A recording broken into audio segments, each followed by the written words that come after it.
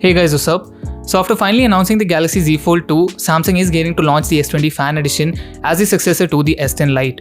We now have the complete specs of the phone courtesy of Roland Quant. The design of the phone is identical to its elder siblings, the Galaxy S20 series. However, the front has a flat display unlike other models in the series. Other than that, there isn't a lot differentiating its design from the elder siblings. The display has a tiny punch hole at the center for the selfie camera. It's a 6.5-inch Full HD Plus Super AMOLED panel with a 120Hz refresh rate, which is common among all the devices in the series. What's not common is the Gorilla Glass 3 protecting its front, while the more premium models get Gorilla Glass 6. It also gets an in-display fingerprint sensor being an AMOLED panel, however it might be an optical one as against the ultrasonic unit present in the regular models. On the back, we have a triple camera setup with a similar camera module as the S20. It gets a 12MP primary, a 12MP ultra-wide and an 8MP telephoto with 3x optical zoom. The primary sensor is the same Sony IMX555 seen on the S20 and Note 20.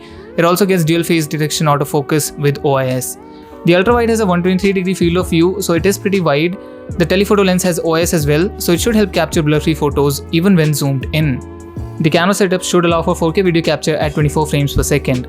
The front has a 32MP unit with an f2.0 aperture and autofocus, so this should give you better results than the S20 and S20 Plus, both of which have 10MP selfie cameras. It's not known if the back is made of glass or plastic, but I hope it's glass this time. That will give it a more premium feel in the hand. However, the frame in the middle is of metal. It has a thickness of 8.4mm and weighs in at 190 grams, 2 grams heavier than the S20 Plus. That shouldn't make a difference at all.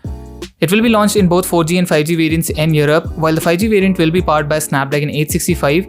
The 4G variant will have to make do with the Exynos 990. That isn't the most reputed in the industry to say the least. Anyway, with an option to pay for the 5G Snapdragon powered unit, it shouldn't be a problem. The S20 Fan Edition gets a 4500 mAh battery that should be enough to last you through a single day of moderate to heavy use. However, you only get a 15W charger in the box in Europe, and I am assuming that will be the case for other markets as well. So it is a downgrade from the 25W charger you get with the S10 Lite. Also, it might also lose out on the 45W charging, and the highest charging speed might be capped at 25 watts. What's interesting is that the phone also supports wireless charging as well as reverse wireless charging that is absent on the S10 Lite. So it makes it a complete package with very few limitations. It also gets an IP68 dust and water resistance, so you are covered there as well. There are two stereo speakers tuned by LAKEY that combined with a 6.5-inch AMOLED should make it a viable option for multimedia consumption. You also get 6 colors to choose between white, blue, orange, lavender, green and red. So tell me which is your favorite in the comments.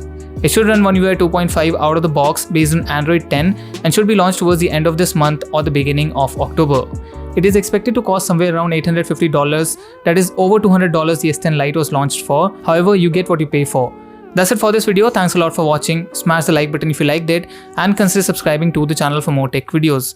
I will see you all in the next one. Till then, bye bye and stay safe.